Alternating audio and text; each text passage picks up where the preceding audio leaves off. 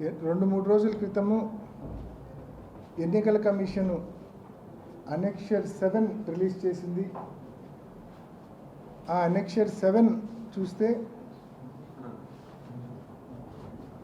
ఈ ప్రభుత్వం మరొక భారీ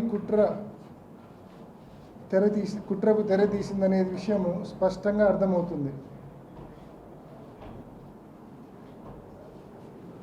ఎర్రపల్లెలో ఉన్న ఓటర్లందరూ నల్లపురెడ్డిపల్లెకి పోయి ఓటేయాలా? నల్లపురెడ్డిపల్లెలో ఉన్న ఓటర్లందరూ పోయి ఎర్రపల్లెలో ఓటేయాలా?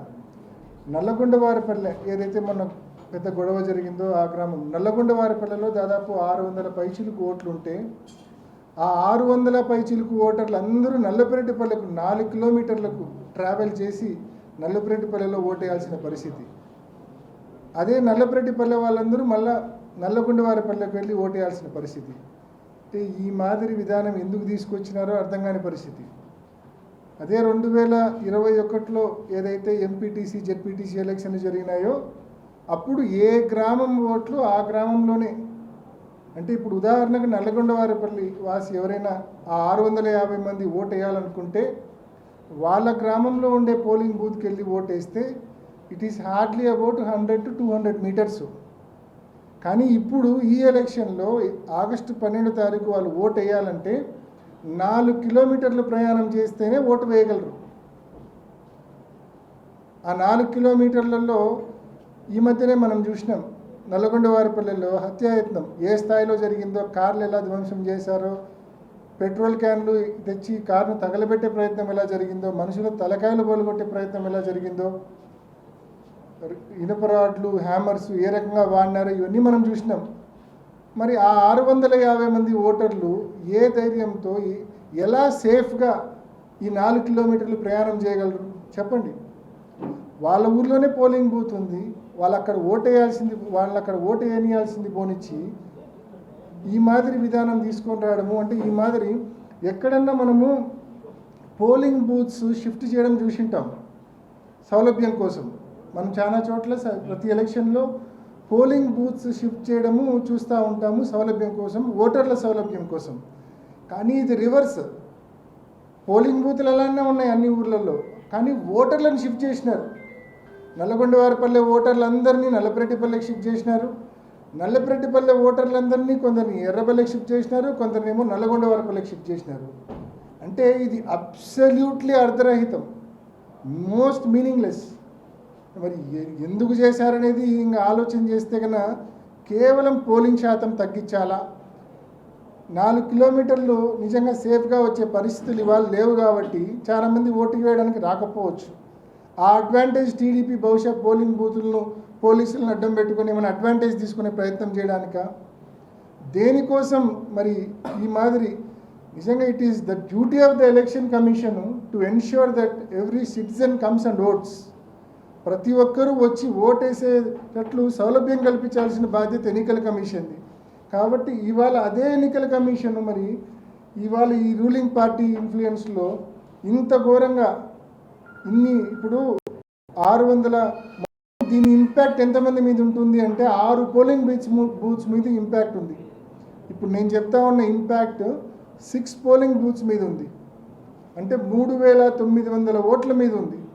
దాదాపు ఈ ఎలక్షన్ 10,600 ఓట్లకు సంబంధించి అంటే 3,900 ఓట్లు అంటే దాదాపు 36% ఆఫ్ ద ఓట్స్, 36% ఓటర్లకు ఈ సమస్య ఉంటుంది.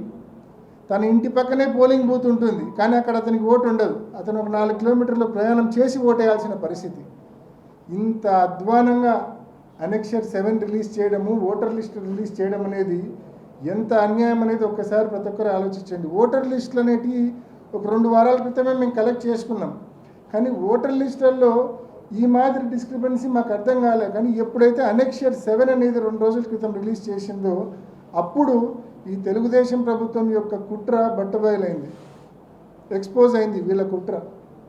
ఇప్పటికే ఇష్టం వచ్చినట్టు బైండ్ ఓవర్లు చేస్తూ ఉన్నారు మా కార్యకర్తలను, ఇప్పటికే ఇష్టం వచ్చినట్లు అటాక్లు చేస్తూ ఉన్నారు మా కార్యకర్తలను, ఇప్పటికే ఇష్టం వచ్చినట్లు తప్పుడు కేసులు పెడతా ఉన్నారు మా కార్యకర్తల మీద. ఇవన్నీ సరిపోనట్లు ఇంకో ఘనకార్యం చేశారు. అదేంటంటే మొత్తం ఓటర్లను షిఫ్ట్ చేసేసారు. ఒక పోలింగ్ బూత్లో వేయాల్సిన ఓటర్స్ అందరినీ మరో పోలింగ్ బూత్కి షిఫ్ట్ చేసేసినారు. పోలింగ్ బూతులు షిఫ్ట్ చేయకుండా ఓటర్లను షిఫ్ట్ చేసినారు. మేము ఇవాళ మధ్యాహ్నం ఈ ఇష్యూ మా నోటీస్కి వచ్చిన వెంటనే, ఈ డిస్క్రిపెన్సీ మా నోటీస్కి వచ్చిన వెంటనే ఎన్నికల కమిషన్ దృష్టికి, మరి కలెక్టర్ గారి దృష్టికి తీసుకెళ్ళాము, ఈమెయిల్ చేయడం జరిగింది. అదేవిధంగా ఇప్పుడు మా నాయకులు కూడా కలుస్తూ ఉన్నారు. అదేవిధంగా స్టేట్ ఎలక్షన్ కమిషన్ దృష్టికి కూడా ఈ సమస్యను తీసుకెళ్ళడం జరిగింది. ఎట్టి పరిస్థితుల్లో దీన్ని రెక్టిఫై చేయండి. ఎలక్షన్ కమిషన్ యొక్క డ్యూటీ ఏంది, ప్రతి సిటిజన్ స్వేచ్ఛగా వచ్చి ఓటేసే విధానం కల్పించాలా. ఈ మాదిరి ఓటు వేయడానికి అంటే ఇంకా రిలక్టెంట్ అవుతారు. ఈ 4 కిలోమీటర్లు ప్రయాణం చేయాలంటే ఏ రకంగా ప్రయాణం చేసే పరిస్థితి ఉంటుంది ఇప్పుడున్న పరిస్థితుల్లో. కాబట్టి ఎట్టి పరిస్థితుల్లో నల్లగొండవారిపల్లిలోనే ఓటేసే విధానం కల్పించాలా, నల్లపెరెడ్డిపల్లిలోనే ఓటేసే విధానం కల్పించాలా, ఎర్రబెల్లె వాళ్ళకి ఎర్రబెల్లెలోనే ఓటేసే విధానం కల్పించాలా. 2021లో ఇదే విధానం ఉంది. కొత్తగా మనమేం లేనిది కావాలని అడగట్లేదు. 2021లో ఏ విధానం అయితే ఉండిందో అదే విధానము ఇప్పుడు కూడా పెట్టండి. ఓటర్లకు స్వేచ్ఛగా వాళ్ళకి దగ్గరలో ఉన్న పోలింగ్ బూత్లో వెళ్ళి ఓటేసే పరిస్థితి ఉంటుంది. కాబట్టి దీన్ని తక్షణమే రెక్టిఫై చేయమని చెప్పి ఎన్నికల కమిషన్ని రిక్వెస్ట్ చేస్తూ ఉన్నాం. అదేవిధంగా తెలుగుదేశం పార్టీ కుట్రల నుంచి, తెలుగుదేశం పార్టీ ఇన్ఫ్లుయెన్స్ నుంచి బయటికి రమ్మని చెప్పి కూడా ఎన్నికల కమిషన్ను రిక్వెస్ట్ చేస్తూ ఉన్నాం. ఇప్పటికే చాలా రిప్రజెంటేషన్స్ పంపించాము ఎన్నికల కమిషన్కు. ఫ్రీ అండ్ ఫెయిర్ పోలింగ్ కోసము ప్రతి పోలింగ్ బూత్లో కూడా సీసీ కెమెరా సెలెక్ట్ చేయమని చెప్పి అడిగాం. పోలింగ్ బూత్ ప్రెమిసెస్లో కూడా సీసీ క్యామ్స్ ఎరెక్ట్ చేయమని చెప్పి అడిగినాము. ఇవన్నీ కూడా ఎందుకంటే మోస్ట్ ఇంపార్టెంట్ సైక్లింగ్, రిగ్గింగ్లు జరగకుండా చూడాలంటే ఎట్టి పరిస్థితుల్లో కంప్లీట్ సీసీ ఫుటేజ్ ఉండాలా ఎన్నికల కమిషన్ దగ్గర. ఇటువంటి చర్యలన్నీ కూడా తీసుకోమని చెప్పి ఎన్నికల కమిషన్ ఇప్పటికే మేము అనేక సందర్భాల్లో ఈ 4-5 రోజుల్లో రిప్రజెంటేషన్స్ పంపడం జరిగింది. కోర్టు దృష్టికి కూడా తీసుకెళ్లడం జరిగింది. మరి తప్పకుండా ఎన్నికల కమిషన్ వెరీ ఇంపార్టెంట్. ఈ పోలింగ్ బూత్స్కి సంబంధించి ఈ దాదాపు 4,000 ఓట్లకు సంబంధించిన ఈ పోలింగ్ బూత్ సమస్యను ఏదైతే ప్రతి ఓటర్ కూడా 4-5 కిలోమీటర్లు ప్రయాణం చేయాల్సిన ఈ పరిస్థితి వచ్చిందో, పక్కనే పోలింగ్ బూత్ ఉండగా 100 మీటర్లలో పోలింగ్ బూత్ ఉండగా 4-5 కిలోమీటర్ల మేర ప్రయాణం చేసి ఓటేయాల్సిన ఈ పరిస్థితి కల్పించారు. దీన్ని తక్షణం రెక్టిఫై చేసి 2021లో ఏ విధానం అయితే ఏ రకంగా ఉండిందో అదే రకంగా అనెక్షర్ 7ను రిలీజ్ చేయమని, అదే రకంగా ఓటర్ లిస్టును రిలీజ్ చేయమని చెప్పి ఎన్నికల కమిషన్ను మనవి చేసుకుంటున్నాం.